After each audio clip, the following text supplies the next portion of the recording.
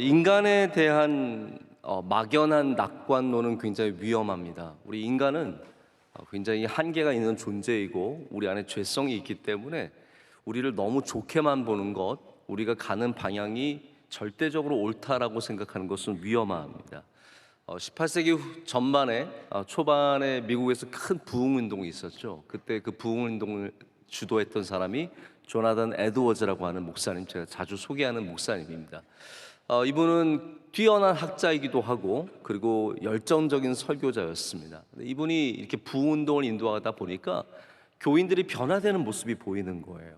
교인들이 크게 변화되는데 특별히 어떤 것을 고무를 받았냐면 밖에 길거리에서 불량하게 지내고 교회 예배도 잘 나오지 않던 청년들이 교회에 와서 은혜를 받은 다음에 완전히 바뀐 거예요.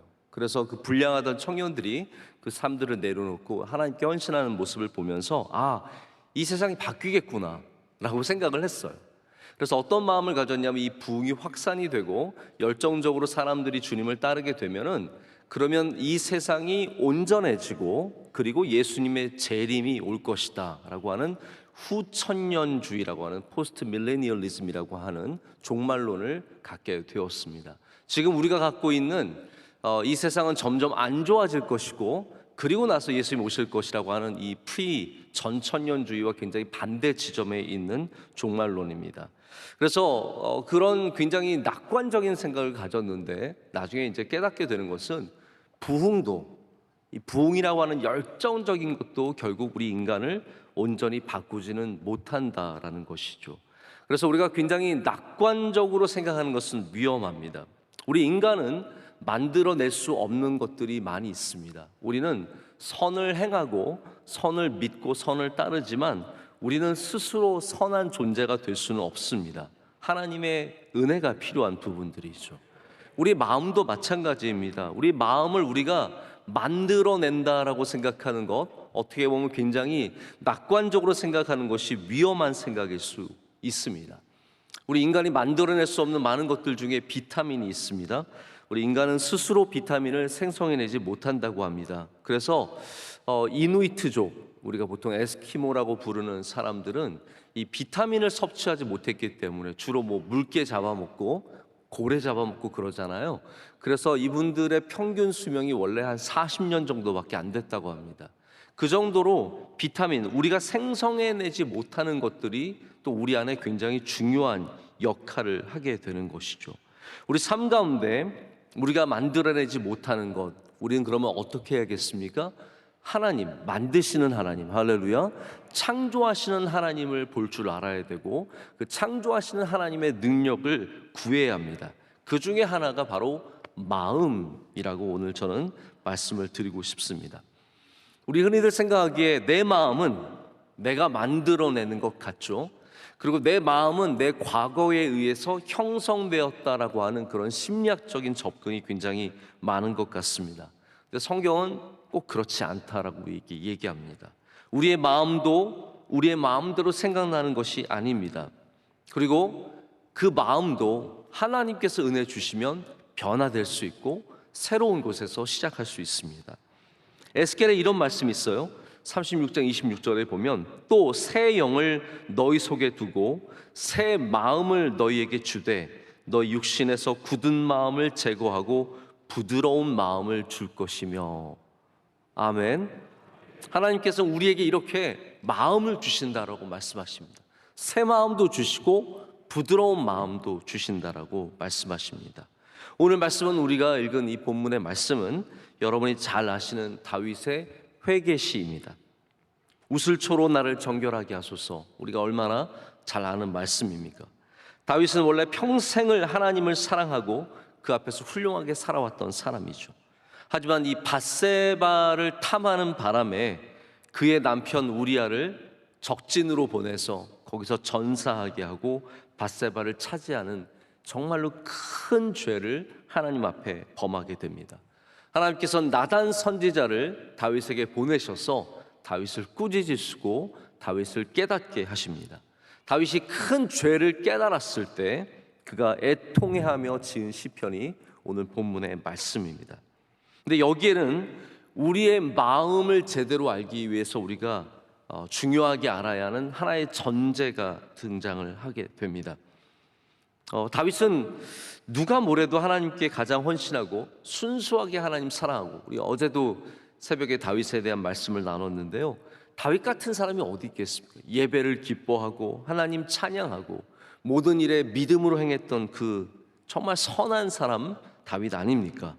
그런데 다윗이 죄를 짓고 나니까 나도 어쩔 수 없는 죄인이구나. 내가 이토록 열심히 하나님을 사랑하고 섬겼지만 나도 하나님 앞에 철저하게 죄인이구나라는 것을 통회하는 마음으로 깨닫게 됩니다. 근데 여러분, 이것이 바로 소망의 시작입니다. 내가 죄인임을 깨달으며 나도 별반 다르지 않다라는 것을 알게 되는 것이 바로 소망의 시작입니다. 이것이 바로 전제입니다. 하나님의 은혜, 하나님께 새롭게 하시는 은혜, 하나님이 만들어주시는 은혜를 누리기 위해서는 우리는 애통하는 마음이 필요합니다. 나도 부족하다는 것을 깨닫고 나도 하나님 앞에 철저하게 죄인인 것을 고백할 때 거기서 하나님의 새로움이 시작될 수 있습니다. 우리는 하나님을 창조의 하나님으로 고백을 하죠. 온 우주를 만드시고 모든 생명을 만드시고 우리가 살아가는 이 터전을 만드시고 운영하시는 분이 하나님이십니다. 믿으십니까? 그런데 그 하나님께서 우리의 마음도 만들고 계십니다. 우리의 마음도 운영하실 수 있으십니다. 여러분, 마음은 말대로 정말 마음대로 되지 않습니다. 우리의 마음이 마음대로 되지 않습니다. 나는 빨리 마음을 다잡으려고 하는데 되지 않습니다. 나는 이제 스품에서 좀 벗어나고 싶은데 되지 않습니다. 미움을 떨쳐버리고 싶은데 내 마음대로 되지 않습니다. 우리 마음이 얼마나 복잡합니까? 근래 가장 발전하고 있는 과학의 분야 중에 하나가 바로 뇌과학입니다. 근데 아직도 멀었죠. 우리 인간의 뇌를 제대로 이해하고 이 뇌를 우리가 운영하는 데 도움을 받으려면 아직도 멀은 것 같습니다. 제가 이렇게 유튜브를 보다 보니까 요즘에 좀 정치적으로도 또 문제가 돼서 막 사람들 입에 오르내리고 있는 프로그램이 있어요. 유퀴즈라는 게 있습니다. 유재석 씨 아시죠? 저랑 친구예요. 동갑이에요. 그냥 전혀 아는 사이는 아니고 그 정도로만 해도 저는 감사해요. 그런 분과 같은 나이일 수 있다는 것이 얼마나 큰 영광인지 모릅니다. 유재석이 나오는데 유재석이 얼마나 이게 리드를 잘합니까? 이분과 함께 나오신 분이 뇌과학자가 나왔어요. 이 뇌과학자가 나와서 뇌에 대해서 아주 재미있는 얘기를 많이 하십니다. 근데 이분이 얘기하시다가 깻잎 논쟁이라는 게 있어요. 여러분 들어보셨는지 모르겠는데 이 깻잎 논쟁은 뭐냐면 누군가가 깻잎을 떼려고 수고하고 있는데 그걸 도와줘야 하느냐 말아야 하느냐, 이게 깻잎 논쟁이에요. 특별히 다른 이성이, 내 남편이 여기 있는데 다른 남자가 깻잎을 떼고 있는데 내 젓가락을 들어서 그 깻잎을 함께 떼어주느냐, 이것이 옳으냐 옳지 않으냐에 대한 이 논쟁이 깻잎 논쟁이에요. 여러분 잘 생각해 보세요. 뭐 그런 거 도와줄 수도 있지. 그런데 막상 내 아내 가면 눈이 뒤집힐 수도 있는 거예요. 내 남편이 하면 마음이 달라질 수 있는 거죠. 이분이 이렇게 얘기를 합니다. 우리 인간이 손가락을 움직이는 것은 대단한 신경세포가 아주 활발하게 움직이는 이 전기가 오가는 거 아닙니까? 이 신경이 뉴런이라고 해서 전기 자극으로 움직이는 것인데 뭐 전기 표현을 하면 메가헤르츠, 기가헤르츠, 테라헤르츠가 움직이는 아주 수고스러운 일이래요. 우리는 잘 이해가 안 되는 거죠. 이게 굉장히 수고스러운 일인데 이 3차원적인 깻잎이 두 장이 붙어서 2차원을 이룰 때 이것을 기가헤르츠의 젓가락을 사용해서 떼어주는 것은 정말로 수고스러운 일이라는 거예요. 그래서 이분의 결론에 의하면, 뇌과학자의 결론에 의하면 남의 이성의 깻잎을 떼어주는 것은 옳지 않다. 아셨습니까? 네. 죽어라고 고생해도 그냥 쳐다만 보세요. 그래서 옳지 않다로 결론을 내리시더라고요. 여러분, 우리가 사람의 마음을 어떻게 알겠습니까? 그 안에 어떤 마음이 있어서 깻잎을 떼어주는지, 그 안에 어떤 마음이 있어서 이렇게 예배로 나오는지, 그 안에 어떤 마음이 있어서 함께 울어주고 함께 고생하며 함께 섬기며 희생하는지 우리 인간의 마음을 어떻게 알겠습니까? 우리 인간의 마음을 제대로 이해할 수 없습니다. 인간의 마음이 혹시 어떠한 특정한 상황이 생기면 만들어질 수 있는 것입니까? 그렇다면 오늘 이 시간 여러분들은 다 똑같은 마음을 가져야 합니다. 왜냐하면 우리는 다 똑같은 상황 속에 있기 때문이죠. 오늘 유병헌 집사님의 트럼펫 소리는 명품이지 않습니까? 저는 들을 때마다 그런 생각, 트럼펫을 어떻게 저렇게 부드러운 소리를 낼 수 있을까? 저도 트럼펫을 불어봤어요. 왜냐하면 저희 어렸을 땐 트럼펫 부는 게 제일 멋있어 보였어요. 그렇게 멋있을 수가 없어요. 그런데 저런 소리를 내는 게 참 쉽지 않습니다. 우리 두 부부께서 얼마나 바이올린과 트럼펫으로 아름다운, 여러분 이러면 다 감동받고 다 은혜받고 마땅히 그래야 되지만 그 가운데 고가운 눈으로 보는 사람도 왜 없겠습니까? 쟤네들은 참 좋겠다 그러면서, 여러분 이게 마음이라는 것이 어떠한 상황으로 만들어지는 것도 아니라는 거예요. 우리는 똑같은 마음을 가질 수 없습니다. 모든 사람들이 다른 마음을 갖고 있습니다. 다시 말씀드려서 마음이 마음대로 되지 않습니다. 그렇기 때문에 우리는 갖기 원하는 마음이 있다면 내가 그런 마음조차 내 마음대로 할 수 없는 그런 죄인임을 고백하면서 우리 하나님께 그런 마음을 구하는 사람들 되어야 할 줄로 믿습니다. 오늘 말씀은 죄에 대한 것이지만 또 말씀의 중요한 것이 바로 이 마음을 회복하는 길입니다. 1절과 9절에 다윗은 이렇게 얘기하고 있습니다. 지워달라고 얘기하고 있습니다. 나의 죄를 지워주시옵소서. 이것이 시편 71편의 전반부에 있는 가장 중요한 개념입니다. 우리 마음을 깨끗하게 하고 정결하게 하고 지워주는 거죠. 여러분 하나님께서 그런 은혜를 여러분에게 주실 줄로 믿습니다. 우리 마음 안에 있는 것 다 지워지기를 원하는 거예요. 그런데 문제는 뭐냐면 이것이 다 온전하지는 않습니다. 여러분 트라우마라고 하지 않습니까? 우리가 아픔을 갖고 살아가게 되는데 트라우마가 다 있습니다. 자녀를 잃은 트라우마를 경험하신 분들, 큰 사고를 경험한 분들, 모욕을 당한 아픔, 배우자를 잃은 아픔, 이런 게 다 트라우마예요. 아픔이 얼마나 많겠습니까? 그런데 이 아픔의 생각들이 어떻게 다 그냥 지워질 수 있겠습니까? 없어질 수 있겠습니까? 우리가 없어지는 것만으로는 살아날 수 없습니다. 다 지우고 싶은 생각이 있는데 밤에 갑자기 생각이 나는 거예요. 다른 건 생각이 안 나도 정말 생각하기 원하는 거. 저도 이제 가끔 저희 아내와 얘기하다 보면 집사님 이름이 생각이 안 나서 막 둘이 막 끙끙 앓아요. 집사님 이름 뭐더라? 나라 이름이 생각이 안 나서 막 끙끙 앓아요. 정말로 생각나기 원하는 것들은 생각이 나지 않는데 생각나지 원치 않는 것들은 밤에 갑자기 문득 생각이 나서 우리 심장을 떨리게 하고 가슴을 옥죄고 마음을 힘들게 할 때가 있습니다.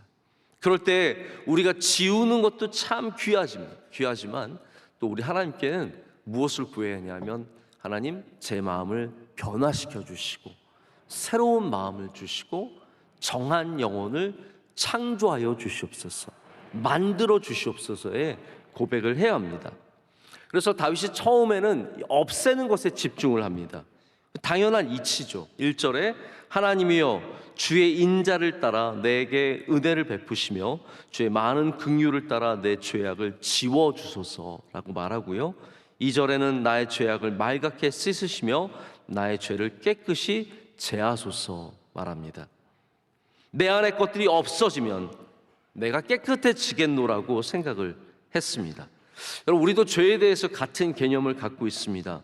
주님의 은혜로 예수 그리스도의 보혈로 우리가 깨끗해지는 것, 그것이 믿는 사람들의 가장 본능적인 반응입니다. 그래서 이 깨끗함에 대한 간구, 없어지는 것, 지워지는 것에 대한 간구가 9절까지 나오게 됩니다. 그러나 10절에 가서 중요한 전환점을 만나게 됩니다. 다윗이 뭐라고 10절에 고백합니까? 하나님이여 내 속에 정한 마음을 창조하시고 합니다. 할렐루야.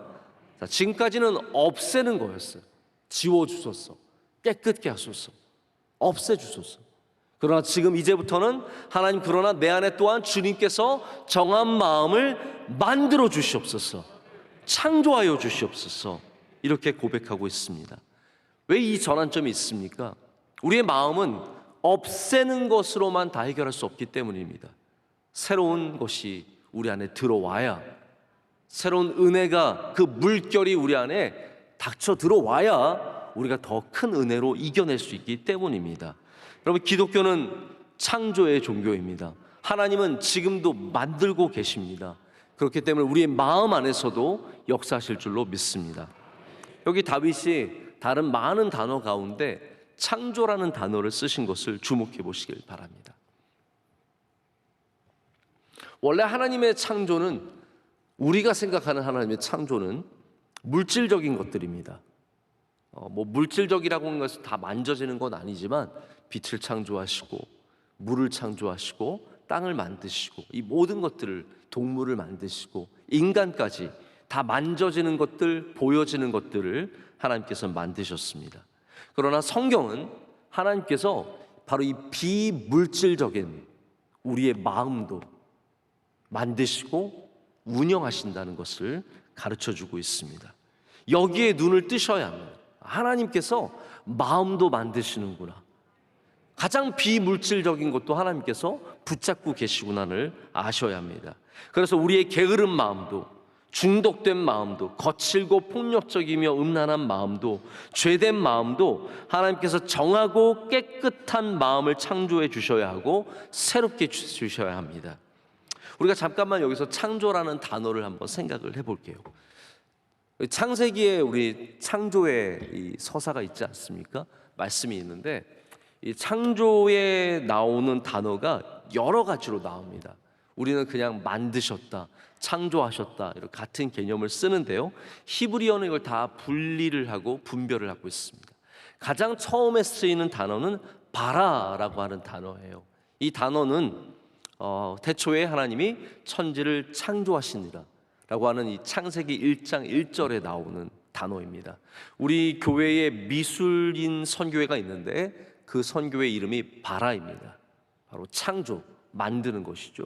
근데 이 창조의 개념은, 바라의 개념은 없는 것에서 유를 창조하는, 아무것도 없는 것에서 시작하는 창조를 바로 이 바라라고 합니다. 그 다음에 하나님께서 이 창조물들 가운데 만드시는 것은 아사라고 합니다. 아사는 그래서 하나님께서 창조를 시작하신 후에 그 이후에 일어나는 만드심의 사건들을 아사라고 합니다. 그리고 우리가 지난 3월 특별 새벽 집회 때 들었던 단어인데요, 토기장이 하나님께서 바로 이 진흙을 통해서 우리 인간을 만드시는 것을 야찰이라고 합니다. 하나님께서 직접 손에 붙잡고 만드시는 거죠. 그래서 우리 사람을 지으실 때 창세기 2장 7절을 보면 여호와 하나님이 땅의 흙으로 사람을 지으시고가 바로 이 야찰이 됩니다. 이렇게 다양한 단어가 있어요. 그러면 오늘 여기 시편 51편 다윗의 시편에 나오는 정한 마음을 창조해 달라고 하는 이 창조는 어떠한 단어일까요? 바로 바라입니다. 다시 말해서 나는 없다라는 거예요. 내 안에는 정함이 없기 때문에, 내 안에는 순수함이 없기 때문에, 내 안에는 선함이 없기 때문에, 완전히 무의 상태이기 때문에 하나님 만들어 주시옵소서.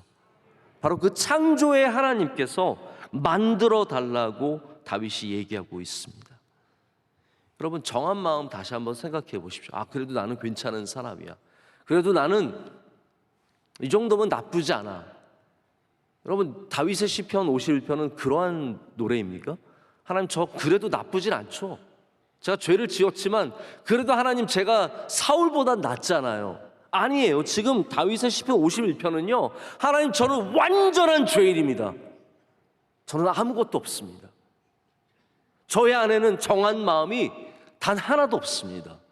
그래서 하나님 만들어 주시옵소서예요. 이 고백이라는 거예요. 그래서 여러분, 우리가 하나님께 무엇을 만들어 달라고 할 때 하나님 저거 어느 정도 있는데 조금만 보태주세요가 되면 안 된다라는 거죠. 완전히 없는 곳에서 하나님께서 새로운 것을 창조하시고 위대한 것을 창조해 달라고 고백해야 합니다. 우리에게 없는 마음이 정한 마음임을 빨리 깨달아야 합니다. 아, 나는 완전한 죄인이구나, 완전히 하나님 앞에서 부족한 사람이구나를 고백할 때 우리가 이 창조의 은혜를 또한 함께 얻게 될 줄로 믿습니다. 창조는 하나님의 영역입니다. 우리의 영역이 아닙니다. 인간은 만드는 존재입니다. 우리는 동물과 구별되는 부분이 바로 그런 부분이죠. 물론 동물 중에도 도구를 조금씩 사용하는 그런 동물들이 있어요. 그러나 인간의 차원과는 비교할 수 없습니다. 그냥 뭐 돌 갖고 두들기고 문 열고 뭐 그런 정도이지 우리 사람과는 비교할 수 없습니다. 사람은 만드는 존재예요. 그러나 하나님은 없는 것에서 있게 하시는 창조의 하나님이십니다. 우리와 질적으로 다른 존재라는 것이죠. 하나님의 창조의 역사는 그래서 지금도 이루어지고 있습니다. 물론 그렇다고 해서 우리가 뭐 새로운 동물이 갑자기 나오고 뭐 새로운 행성이 생기고 뭐 그러한 창조를 말하는 것은 아닙니다. 하나님은 지금도 여러분 안에서 창조의 역사를 하고 계십니다. 지금도 우리 안에서 새로운 일들을 만들어내시고 없는 것 가운데 새로운 것을, 그리고 있는 것으로 또한 새로운 것을 하나님은 끊임없이 지금도 만들고 계신 줄로 믿습니다. 우리 인간이 만드는 창조는 어떻습니까? 우리 경제 용어 중에 creative destruction이라는 말이 있습니다. 창조적 파괴라는 말이죠. 이게 어떤 말이냐면 우리의 새로운 아이디어, 우리 새로운 트렌드, 새로운 산업, 새로운 물건, 우리가 만들어내는 아주 창조적인 것들이 실제로는 굉장히 폭력적이고 그리고 무엇인가를 파괴하고 있다는 뜻입니다. 한번 제가 예를 들어볼까요? 공장으로 인해서 얼마나 많이 우리는 편리한 삶을 살고 있습니까? 공장이 기계화되면서 모든 것들을 기계로 찍어내고 있습니다. 자, 이번에 어디 한번 갔더니 거기는 로봇가 커피를 타주더라고요. 안 먹었습니다. 아니, 멀쩡하게 사람이 타주는 커피가 있는데 뭐하러 로봇가 타주는 커피를 가서 마십니까? 카페가 따로 있어요. 로봇 카페예요. 여러분, 이거 굉장히 신선하잖아요. 창조적이잖아요. 그러나 동시에 그러한 새로운 기계, 새로운 로봇, 새로운 산업들을 통해서 많은 사람들이 직장을 잃고 많은 사람들이 자신의 기술을 쓸 수 있는 것을 잃어버리게 됩니다. 창조와 파괴가 함께 존재합니다. 여러분, 핸드폰 때문에 우리는 얼마나 많이 편해졌습니까? 모르겠습니다. 일부 예배 나오시는 분들은 핸드폰에 별로 관심 없으신 분도 많으실 것 같아요. 왜냐하면 4부만 가도요 핸드폰 들여다보고 있는 교인들이 많이 있습니다. 일부는 단 한 명도 없어요. 핸드폰 켜지도 않으신 것 같아요. 핸드폰이 그렇게 편리하고 또 우리의 이 편리성으로 인해서 모든 것들이 빨라지고 그리고 가까워졌습니다. 하지만 이 편리성으로 얼마나 많은 범죄가, 얼마나 많은 죽음과 얼마나 많은 시간이 낭비되며 쓰이고 있습니까? 한번 생각해요. 핸드폰 하나 때문에 일어나는 범죄가 얼마나 많을까요? 핸드폰 때문에 생명을 잃고 다친 사람이 얼마나 많을까요? 핸드폰의 범죄로 인해서 당한 사람이 얼마나 많을까? 시간, 우리 아이들, 우리 청소년들, 젊은이들 핸드폰에 쓰는 시간이 얼마나 많습니까? 제가 어제도 운전하는데 어떤 청년이, 멀쩡한 청년이 횡단보도를 핸드폰을 보면서 걷고 있어요. 저는 제일 안 좋아 보이는 그런 거예요. 아니, 핸드폰 보면서 걸을 수 있어. 그러나 차들이 다니는 데서 목숨을 걸고 그렇게까지 할 필요가 있습니까? 뭘 보려고요? 뭘 보고 있니? 뺏어보고 싶어. 너 뭐 보고 있니? 뭐가 그렇게 중요하길래 자신의 생명, 이 생명을 내놓고 그렇게 하고 있냐라는 것이죠. 여러분, 핸드폰이 아무리 편해도 이 창조적인 것들이 우리 삶을 동시에 파괴하고 있습니다. 우리 인간이 만드는 모든 창조들은 바로 이렇게 파괴성을 함께 갖고 있습니다. 우리 인간은 이 방향을 정할 수 있는 능력이 없습니다. 만들긴 만들지만 그것이 선한 것인지 악한 것인지 방향을 정할 수 없습니다. 오직 그 창조와 선함이 함께 있는 분은 하나님밖에 없습니다. 하나님이 만드신 것들은 선한 것이며 그 선한 것들은 하나님의 목적에 아름답게 쓰임을 받게 됩니다. 그렇기 때문에 우리는 우리의 마음을 들고 하나님 앞에 나아가야 합니다. 하나님, 이 안에 하나님께서 정한 마음을 창조하여 주시옵소서. 평안을 만들어 주시고 기쁨을 만들어 주시고 감사를 만들어 주시옵소서. 여러분, 다윗이 얼마나 귀한 믿음의 사람입니까? 우리는 다양한 다윗의 믿음을 발견하게 되는데요, 여기서 발견하는 믿음은 어떠한 모습일까요? 다윗의 회개시, 물론 회개가 아름다운 믿음이기도 합니다. 그러나 저는 여기서 다윗이 갖고 있는 포기하지 않는 마음을 높이 평가하고 싶습니다. 우리는 이 시편에서 하나님을 향한 갈구, 그리고 다윗이 자신의 삶을 회복하기를 원하는 그 갈구함을 만나게 됩니다. 여러분, 이 말이 무슨 말이고, 내가 회개하겠다는 말이 뭐냐면요, 하나님, 저는 저의 인생을 포기하지 않겠습니다. 제가 죄인이고 제가 나쁜 사람이고 제가 하나님 앞에 너무 부끄럽지만 하나님도 저를 포기하지 말아주시고 저도 제 인생을 포기하지 않겠습니다. 저를 깨끗하게 하여 주시옵소서. 저를 씻어 주시옵소서. 저의 모든 나쁜 것들을 지워주시고 이제 새로움을 창조해 주셔서 하나님 저를 변화시켜 주시고 하나님 제 인생을 다시 세워 주시옵소서. 이 간구가 아니겠습니까? 이게 믿음입니다. 여러분, 우리가 아무리 부족하고 아무리 잘못한 것이 있고 우리 인생에 내가 형편없는 부분들이 많이 있을지라도 우리 하나님 앞에 포기하지 말아야 합니다. 하나님께서도 포기하지 말아달라고, 나를 버리지 말아달라고 그렇게 간구하며 우리 하나님께 다윗처럼 기도하는 사람들 되어야 할 줄로 믿습니다. 여기는 끝입니다의 고백이 아니라 하나님 다시 시작하게 하시옵소서. 이게 고백입니다. 우리가 부와 성공과 권력과 힘이 있는 곳에서 하나님 앞에 간절함을 갖기가 참 어렵습니다. 그러나 이렇게 다윗이 하나님 앞에 간절할 수 있었던 것은 그가 그 인생의 바닥을 쳤기 때문입니다. 다윗의 여러 가지 힘든 상황들이 많이 있었지만 그가 도덕적으로 하나님 앞에 잘못한 적은 많이 있지 않습니다. 이 밧세바의 사건은 정말 도덕적으로 신앙적으로 다윗이 바닥을 쳤을 때입니다. 근데 그때도 다윗은 하나님 앞에 간절함을 갖고 있었습니다. 이것이 은혜입니다. 우리 모두 하나님 앞에 간절함을 가질 때 주님께서 창조의 역사를 시작하실 줄로 믿습니다. 그래서 하나님은 우리의 마음을 만져주시고 새롭게 하시고 깨끗하게 하시며 또 창조해 주십니다. 기독교는 변화의 종교입니다. 그래서 그 변화를 겉으로는 느낄 수 없지만, 사실 마음이 변하면 겉으로도 느낄 수 있어요. 저희가 지난주에 우리의 입에서 나오는 것이 마음에 가득한 것이라는 말씀을 드렸는데, 우리의 마음에 가득하면 겉으로도 보이게 되어 있습니다. 하지만 먼저는 우리 마음 안에 주님께서 새로운 일들을 행하시는 것이 바로 이 기독교입니다. 늘 불안하고 답답했던 사람이 예수님을 만나서 참 평안을 얻게 됩니다. 제가 가끔씩 우리 핸드폰에서, 저는 이제 스마트워치를 자주 찾는데요, 가만히 있다 보면 심호흡하세요, 그 신호가 옵니다. 심호흡하세요. 여러분들도 그런 거 오십니까?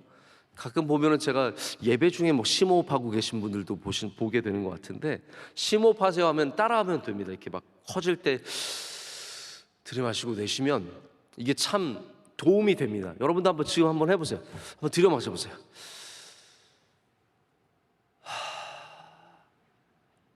담배 피시는 분들이 굉장히 익숙하신 것 같아요. 자, 근데 우리가 심호흡을 한 번만 해도 굉장히 몸이 편해지는 것을 느낍니다. 편해지십니까? 눈을 한번 감아보세요. 눈을 한번 감아보시고 한번 이 시간 한번 따라하겠습니다. 심호흡하겠습니다. 들이마시세요. 깊게 들이마시고 되시겠습니다. 끝까지 다 뽑아내세요. 좋으시죠? 눈 뜨세요 이제. 네, 이 기회로 주무시는 분들도 계시. 눈 뜨시고. 좋으시죠? 네, 여러분 이건 잠깐입니다. 잠깐 좋습니다. 심호흡만 해도 사실 마음이 편해지고 좋아지는 것이 있습니다. 이런 걸 이용해서 명상을 하라고 합니다. 이런 걸 이용해서 음악을 듣고 평안을 찾고 힐링을 하라고 합니다. 가서 좀 자연에 가서 걸으면서 힐링을 하라고 합니다. 다 잠깐씩. 그래서 육체의 일들도 다 어느 정도 유익이 있습니다. 성경도 그걸 기록하고 있어요. 다 유익이 있다라는 거예요. 그러나 우리의 진짜 마음은 하나님이 변화시켜 주셔야 합니다. 심호흡으로, 명상으로, 숲을 거닐는 것으로, 여행으로 해결할 수 없는 것이 우리의 마음밭입니다. 이 진짜 마음은 오직 하나님께서 주셔야 된다라는 것이죠. 제가 한 여성 작가의 책을 읽은 적이 있는데요. 이분은 수도원을 다니면서 이제 거기에 대한 기록을 남겼어요. 한 번은 미넨에 있는 수도원을 가게 되었는데 가서 이제 차량을 빌리려고 렌트카를 하려고 갔는데 한국 면허증이랑 국제 면허증을 함께 달라고 하는데 본인은 국제 면허증밖에 안 가져왔대요. 그래서 이 독일 사람들은 룰에 철저하거든요. 안 된다라는 거죠. 그래서 실갱이를 벌이면서 너무 당황하고 마음이 힘들고 화가 나고 어려워지고 빨리 출발해야 돼서 그 수도원이 닫기 전에 도착을 해야 되는데 모든 것이 마음이 답답해지는 거예요. 그렇게 황당하고 화가 나고 마음이 힘들 때 그 안에서 야, 너 왜 하나님을 안 찾니? 하나님의 마음을 구해라.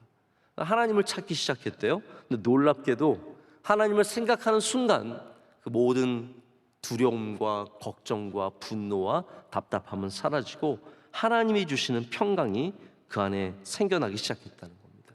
걱정이 되지 않았고 원망이 되지 않았고 얼마 후에 연락했던 지인과 연락이 닿아서 나머지 여정을 잘 감당할 수 있었노라고 그런 적은 기록을 본 적이 있습니다. 여러분, 없어진 것도 있죠. 우리 맑게 지워주소서. 답답함을 없애주시고 또 분노를 없애주시는 것도 있지만 하나님이 또 그 안에 이 평안의 마음을 허락하셨기 때문에 또 우리는 평안을 갖게 됩니다. 여러분, 우리의 상황이 오늘 다윗의 상황과 그렇게 다르지 않습니다. 우리도 드러나지 않은 죄가 많고 하나님 앞에 깨끗할 수 없습니다. 우리의 마음이 우리의 마음대로 되지 않습니다. 하나도 내 마음대로 되지 않습니다. 그럴 때 우리는 이 노래를, 이 51편의 노래를 불러야 합니다. 이 고백을 해야 합니다. 하나님, 내 안에 정한 마음을 창조하소서. 주님, 내 안에 주님의 평안을 창조하소서. 우리 예수님의 말씀 하나만 받고 말씀을 맺도록 하겠습니다. 요한복음 14장 27절의 말씀입니다. 평안을 너에게 끼치노니 곧 나의 평안을 너에게 주노라. 내가 너에게 주는 것은 세상이 주는 것과 같지 아니하리라. 너희는 마음에 근심하지도 말고 두려워하지도 말라. 함께 기도하시겠습니다.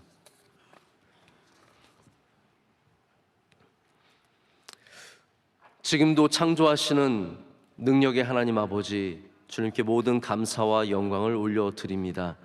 하나님, 우리의 마음 드러나지 않은 것들이 많아서 남에게는 보이지 않지만 하나님, 우리 안에는 너무나 부족한 마음들이 많이 있습니다. 하나님, 깨끗하게 하여 주시옵소서. 그리고 하나님, 우리 안에 정한 마음을 창조하여 주시옵소서. 만들어 주시옵소서. 그래서 하나님, 세상이 줄 수 없는, 어떠한 것도 줄 수 없는 정한 마음과 평안을 우리가 주님의 은혜로 갖게 될 줄로 믿습니다. 예수님의 이름으로 기도드립니다. 아멘.